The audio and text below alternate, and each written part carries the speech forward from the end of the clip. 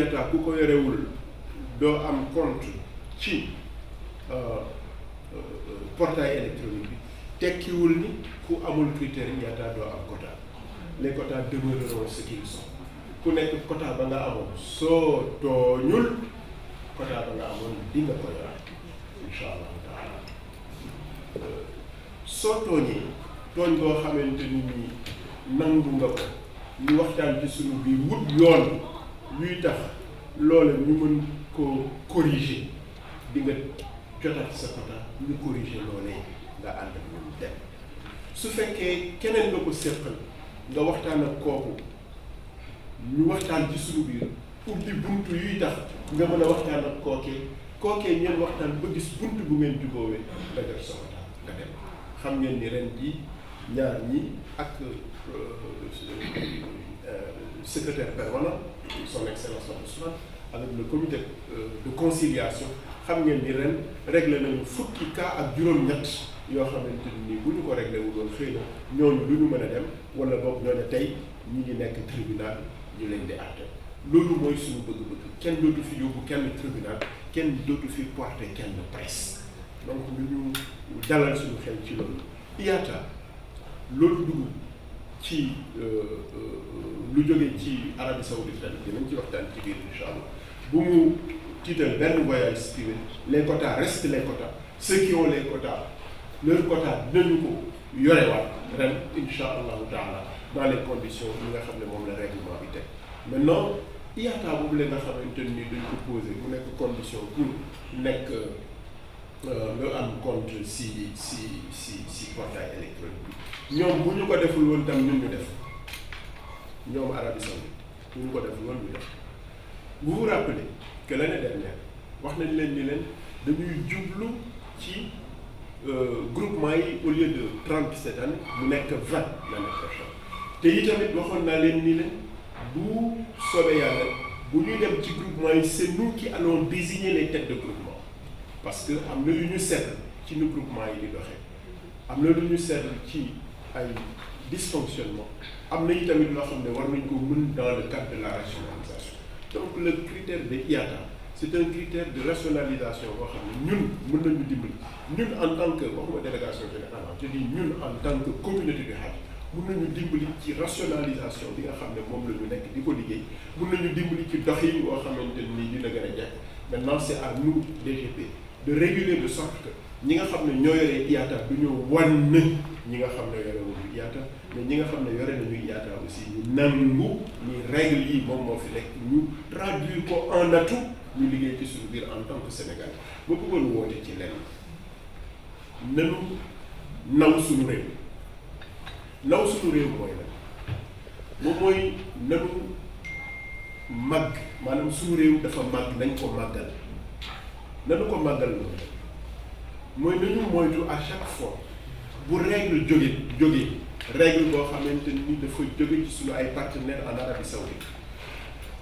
règle boo xam ne du règle bu joxoñ Sénégal kese mais règle la bu ñu jël pour ñëpp nanu moytu ñun Sénégal ñuy settiku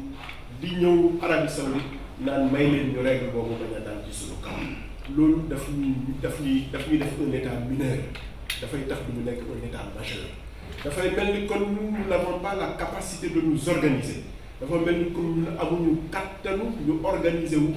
pour mu gën a jekk pour mu gën a baax et que chaque fois bu ñu jëlee règle boo xam day gën a defar ñun ñu ne noonu lañu ko appliquer ñeneen ñi te ñun ñu ko appliquer loolu damay ñaan dañ ci xalaataat bu baax on est un état majeur un état qui a les capacités organisationnelles qui a les ressources humaines que vous êtes que nous sommes de nous organiser pour que lii ñu tëral ñu traduire ko en atout dañu ci ànd liggéey insha allahu taala donc lii moom mooy li nga xam ne bëggoon naa ko wax en introduction évaluation projection bi sur 2020 les deux points yi nga xamante ni aujourd'hui moom mooy les points essentiels yi ma wax pour la projection xëy na yeneen ñi ngi ñëw mais loolu lépp ñu bokk ko waxtaane pour ñu ànd 2020 ak boo xam ne ni ñu yàlla defalee tawfiq que ren ñu dem ci jàmm dellu ci jàmm amuñu ay problème majeur waxuma amuñu ay problème dem ne amuñu ay problème majeur yàlla mayaat ñu dem 2020 insha allahu taala ci jàmm dellu si waat ci jàmm aju 2020 gën a baax aju 2019 ngeen ëpp ci xaalis te yàlla def ci barke. auzu billaahi mina sheytaani rajiim bismillaahi rahmaani rahiim. Ginnaaw délégué lu mu wax léegi nii ci par rapport ak organisation atelier wu tey bi maa ngi leen di nuyu ku nekk ci turam ak ci darajaam di leen jox seen wàccuwaay. kon nag damay présenter terme de référence yi nga xamante ne moom ci loolu lañ tënku pour mën a def atelier bu tey bi pour mën a former bu ñu jaaree ci noonu tey dinañ ci génnee li nga xamante ne moom la ñuy xaar. donc ci contexte et justification bi ci bu ñu sukkandikoo ci décret 2016 482 bi nga xamante ne moom moo tënk lépp luy organisation ak fonctionnement bu délégation générale au pèlerinage au lieu saint de l'islam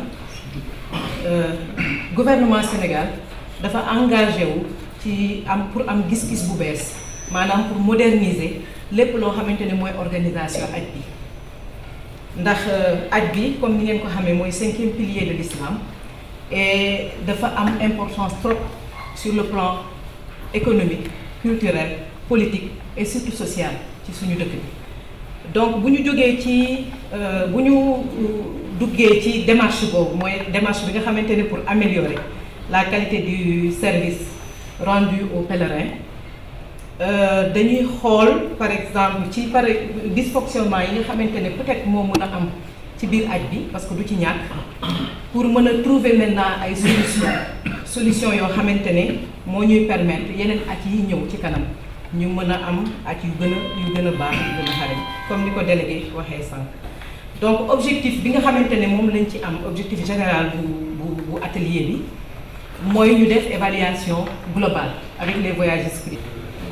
bi yoon dañ ko defee noonu pour mën a gën a am en tout cas xalaat yu gën a bari ndax bu njëkk dañuy def évaluation globale invité quelques groupements mais ren dañu xam ne bu ñu invité groupement yëpp au préalable ñu def évaluation boobu moo ñu gën a permettre en tout cas ñu maîtriser li nga xamante ne mooy problème yi ci jot a am mën a trouver aussi ay solutions ci loolu. donc loolu mooy objectif général bi. pour objectif spécifique bi dañuy laaj groupement bu nekk mu présenter structure bi xëy na duñ ko mën a def nag nii ci travaux ni ñuy defee travaux de groupe yi mais dañuy demander groupement bu nekk su mënee envoyer après. donc bu ñu jógee ci loolu présentation bi ñu ngi koy demander kon groupement yi pour bu ñu ko mënee am ñu envoyer ko peut-être madame Diouf par mail comme ça ñun ñu mën koo boole ci rapport général bi nga xam ne mooy dem ci évaluation globale bi. maintenant ñu war a xool tam saytu li nga xamante ne mooy opération yi maanaam activités yi nga xamante ne moom lañ def ci pèlerinage 2019 yépp ñu passé ko en revue pour mën a génne maintenant li nga xamante ne mooy jafe-jafe yi nga xamante ne moom la ñu gis wala moom la ñu kii ci aju ren bi. bu boobaa nag mu mun ñu permettre ñun ñëpp ci xalaat ñu tënk ñu wut ay proposition de solution. maanaam ñu xool li nga xamante ne ëllëg si biir buñ ko defee dina tax aj bi gën a amélioré wu. donc résultat attendu yi tamit ci loolu rek la tënku maanaam dinañ am à la fin de l'atelier revue générale des groupements ñu xam groupement yëpp naka la tënku naka la ñu organiser woo ak yooyu yëpp. mais dinañu permettre aussi ñu am diagnostic maanaam ñu saytu li nga xamante ne mooy étape yi nga xamante ni moo nekk ci processus aj bi yëpp aju 2019 bi dinañu tax tamit ñu mën a xam li nga xam ne mooy difficulté mooy jafe-jafe yi nga xamante ne moom la ñu rencontré année bi waaye dinañu permettre tamit ñu am solution yi nga xamante ne wala mesures yi nga xamante ne moom la ñu war a jël pour que aj bi gën a amélioré wu. ci loolu ñu daal di teg benn méthodologie de travail bu ñuy def tey ci atelier bi. donc atelier bi dafay am ñaari moment mooy plénière bi nga xamante ne mooy bu ñuy ubbi comme ni ñu def léegi ak à la clôture dinañu permettre bu boobaa ñu mën a présenter tamit benn rapport global mën a tënk lépp ci biir document boobu. mais ci diggante bi day am ay travaux de groupe yi nag dafay sukkandiku ci ay thématiques participants yi dinañ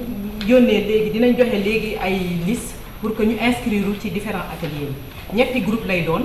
groupe bu nekk dañ koy demander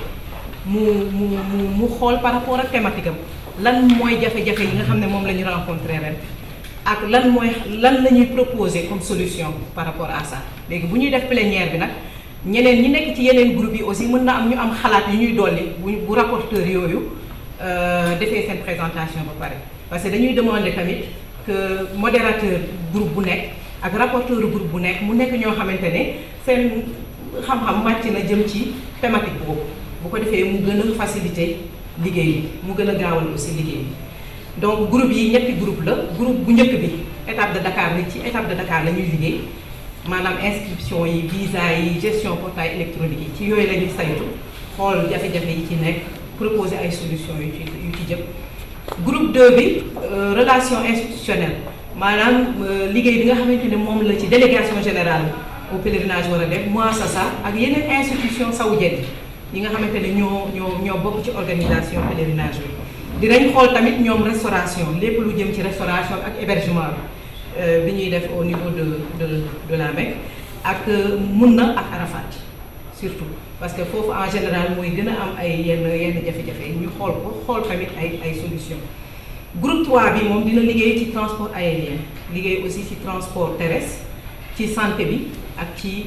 sur le plan religieux organisation religieuse. donc ci noonu daal la ñu xoolee ne liggéey bi xëy na bu ñu ko defee noonu dina gaaw te dinañu permettre ñu génne le maximum d'information maanaam le maximum d'information sur les difficultés et le maximum d'information aussi sur les solutions à proposer.